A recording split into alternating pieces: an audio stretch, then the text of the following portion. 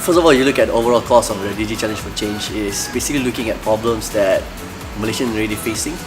So it's not going to reinvent the wheel, it's real problem. It's not actually that you go out there and look for something.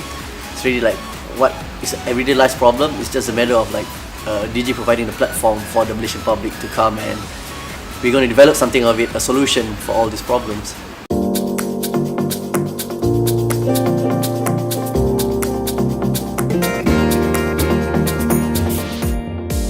This is actually my second DIGI Challenge for Change. I do believe that Malaysia has a lot of app developers that are very talented, and I want to get to know a lot of people in app development.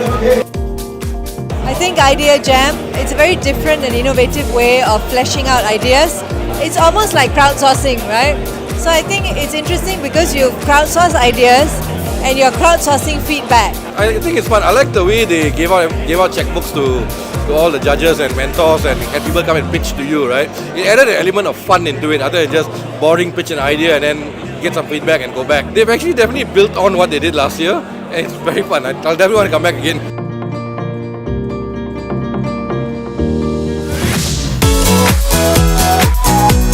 This year, I think the ideas, the categorization, the kind of rules, modification and changes that we've made after a few years of like running DIGI CFC, and I just got to give props to the organizers for this. It's really the most well-defined, well-thought through. This iteration of DIGI CFC is definitely the best one I've seen ever. I probably saw about 30 odd ideas today. By and large, a lot of them have promise. I mean, some of them were actually very, very well thought through.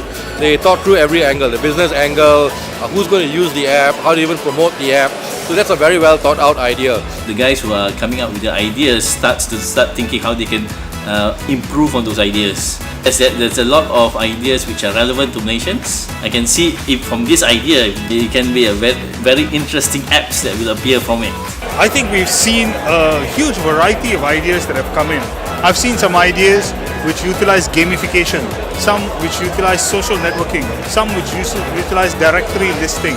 Some are just thinking based on content, user-generated content. People are thinking about apps in many various different ways. I can actually see people wanting to download and actually use those apps, and those apps becoming very useful to people at a very basic, relevant, everyday level. And I think now the focus on apps is even more well-defined. And from what I hear, all of the platforms, the major platforms, Windows, Android and iOS are being supported. And the ideas that we're gonna filter and focus on this year are the more viable ones. We're putting a lot more weightage on the viability of each app. So I'm really looking forward to the final four that we arrive at this year.